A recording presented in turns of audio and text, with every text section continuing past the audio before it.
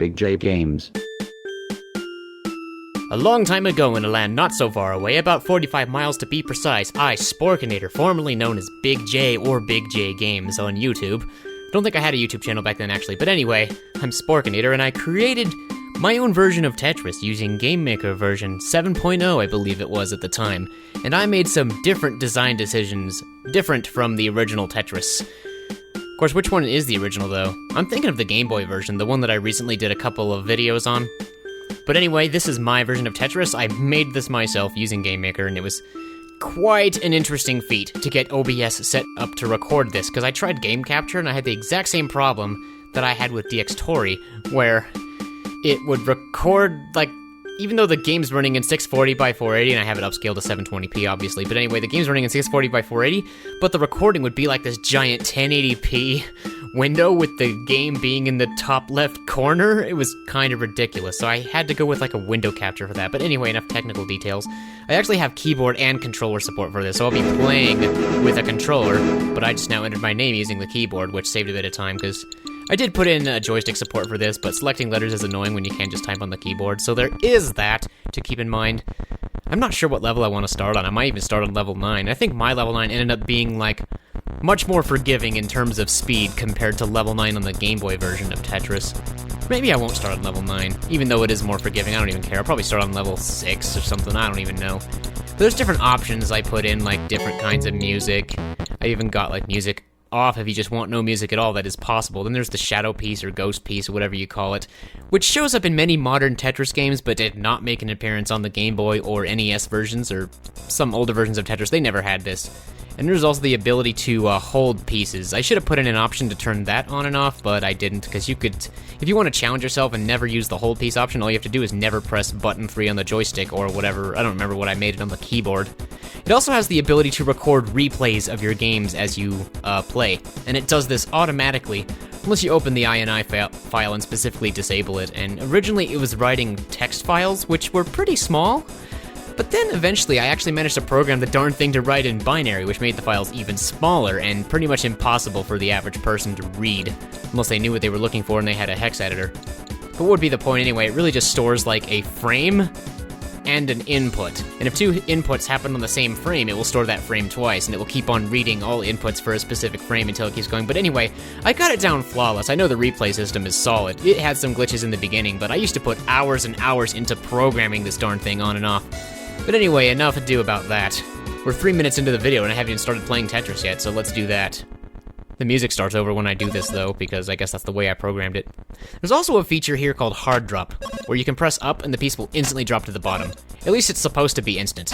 I actually did a trick where I have it move down really fast and refresh the screen every time it moves, so it technically freezes the game temporarily every time you do this. So that's how it doesn't mess with the timing in the replay files, if that makes any sense at all. It probably doesn't. You're probably so confused right now. Because, unless you're a game programmer, you don't even have the slightest clue what I'm talking about. And it's been so long since I even touched the code for this game. I actually made a quick attempt to see if I could convert this game from 640 by 480 to 1280 by 720, so I changed a couple variables in the game initialization script that basically had the width and height set as 640 and 480, and it messed up the HUD, so if I actually wanted to change the resolution, I have a bunch of other stuff to change too, and I'm not sure why that is. This game was created, I think, like, I want to say over 7 years ago, but I'm not sure. It could be more recent than that. I don't remember, like, what year it was when I actually last actively worked on the source code for this game. I even put a version on, like, a computer, just a random computer at a dentist's office. I guess computers weren't very secure back then, so I could put whatever program on there I wanted. But anyway, I actually compiled a version of this Tetris game that actually had, like, a nighttime Sorry Space-style background instead of the sky background you see now. And, of course, all the text was white to properly contrast with it. But I kind of like the sky theme better, and I think this sky background is actually ripped directly out of Super Mario 64 or Mario Kart 64 or something like that, so who knows, this video could end up getting my channel shut down. So if you're one of the lucky few who were able to watch it before its not-so-inevitable shutdown, probably not gonna happen though, I mean, who cares, right? And also the music is a bunch of random MIDIs I probably found on vgmusic.com, so I most definitely cannot take credit for those, let's be real here. Oh, but yeah, on to the design decisions that I made with this Tetris. Instead of the pieces being completely random, they're actually added to an internal list in random order. So the piece distribution is completely even. you never go for a long time without getting the big long bar piece or any other piece that you might desire. And also, if you press the third button, you can hold a piece and save it for later. It shows up over on the right side of the screen for those interested. And right after you hold it, you can't hold again until you land another piece. That's the way I programmed it to actually match the behavior of a Game Boy Advance version of Tetris I had recently played when I was developing this game, so there's that to keep in mind. It just made sense to me. Like, why would you hold twice in a row? You'd basically get nowhere. And it would actually allow you to cheat and keep on delaying the piece falling, and of course we can't have that. That would make the game far too easy, wouldn't it? Yes, it would. But you also may or may not have noticed the score bonuses in the bottom right corner whenever I drop. Look carefully at the bottom right for a moment here. See, it says triple and it tells you your score, and it goes right back down afterwards. I kind of wanted it to be there, but at the same time, not be distracting, so that's why I have it just fall right down right away after it pops up. So shoot, I don't even know how long I'm going to keep playing. But I'll just have to keep going until it gets so fast that I fail. And due to this game actually being easier, because like I said, the piece distribution is completely even, which kind of removes some of the challenge. And I feel like the modern day Tetris games have probably done a technique similar to mine, but of course I've been unable to look at the source code for those, so it's really anyone's guess. I'm not entirely certain.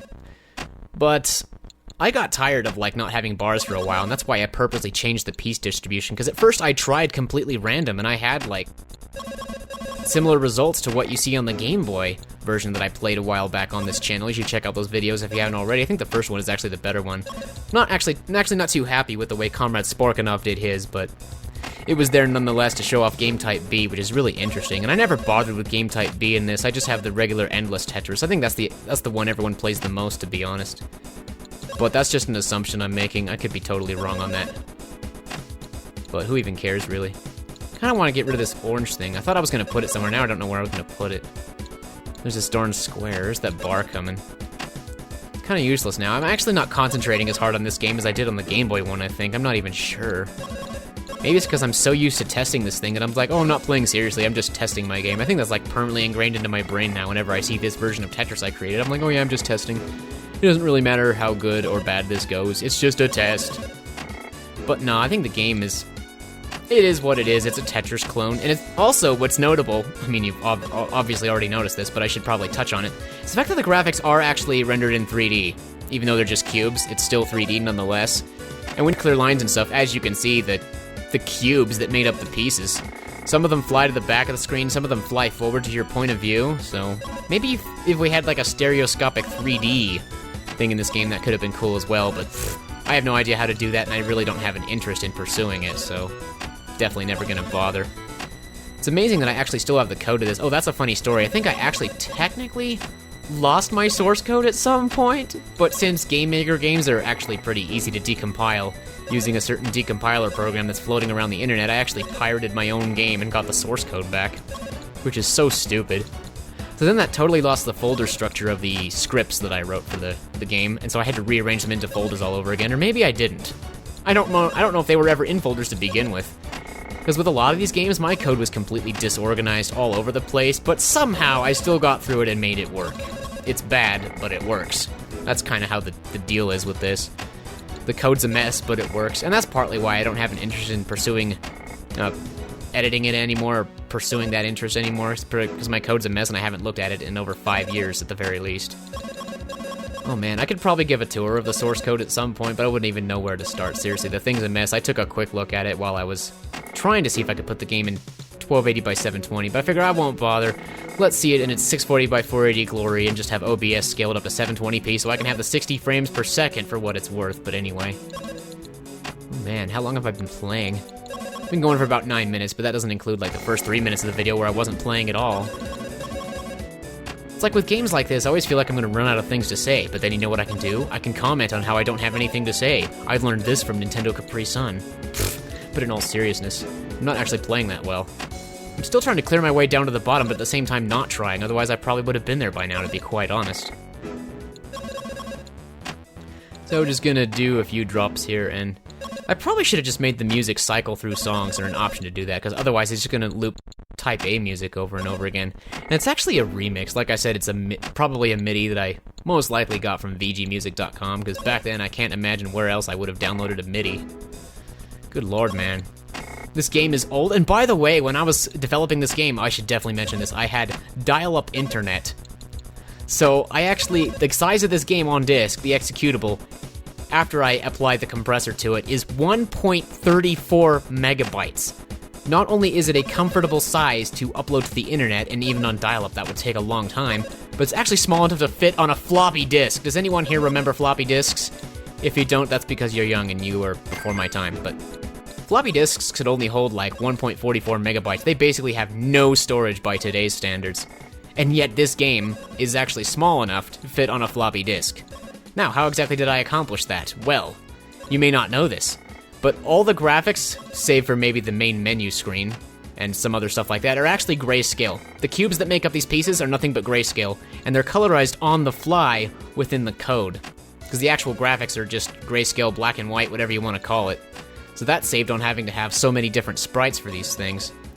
And by the way, there are actually like, this game was originally sprite-based before I added the 3D graphics, and in those sprites actually determined where the cubes are drawn, so I did like some collision checks or something like that to figure out which part of the piece is solid and crap like that, but holy crap, I need to start digging my way down. I'm getting way higher than I want to be here. I'm not even smoking weed, and that's illegal. I don't know why, but I keep making weed jokes recently whenever the word high comes into the picture, trying to get high or get to a high up place. I almost feel stupid doing that, but maybe some people find it funny. And if you do, well, congratulations, you're entertained, and that's the whole point of this channel. Is to entertain you by playing video games, I suppose. And if you're not entertained, well, then I do apologize, and I hope you find a more entertaining channel.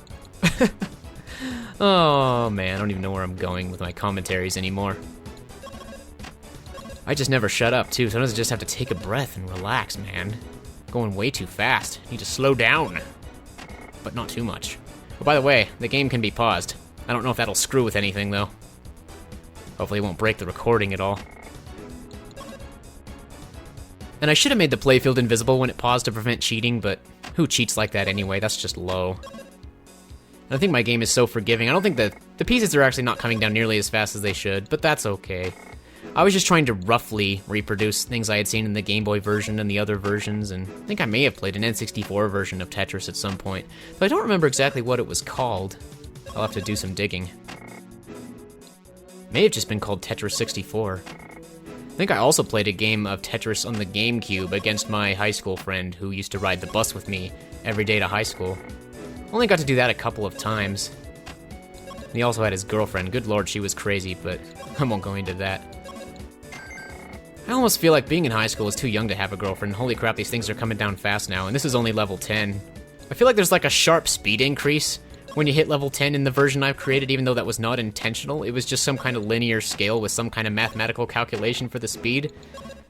But it must be some kind of inconsistent thing where it just ramps up real high right at level 10. So the chances of reaching level 13 are probably kind of slim. I don't know. See, that's just it. I never did a direct comparison between the Game Boy and this one to make sure the speeds were the same. I wasn't too worried about it. Because this was, I guess, kind of just a tech demo in a way. I was experimenting with 3D graphics, recording replays, and making a Tetris clone, so it was really an experimental project. I guess a lot of my projects are like that whenever I make games, and I haven't made games actively in a long time, so I'm sorry, but you're probably not going to see any new games from me in the future. Maybe some more old creations that I have lying around on my hard disk I could show off. I think I have them backed up on Dropbox. I should actually double check that when I'm done recording this video. I have another game called Super Mario Pong. It infringes copyright in every single possible way, and Nintendo would probably hate it if they saw it, just because it would be infringing on Mario. But maybe I'll show that off some other time. That's interesting. I'm sure people would love to see that. So maybe expect that. I don't make any promises, though. I'll totally forget is what I'll do.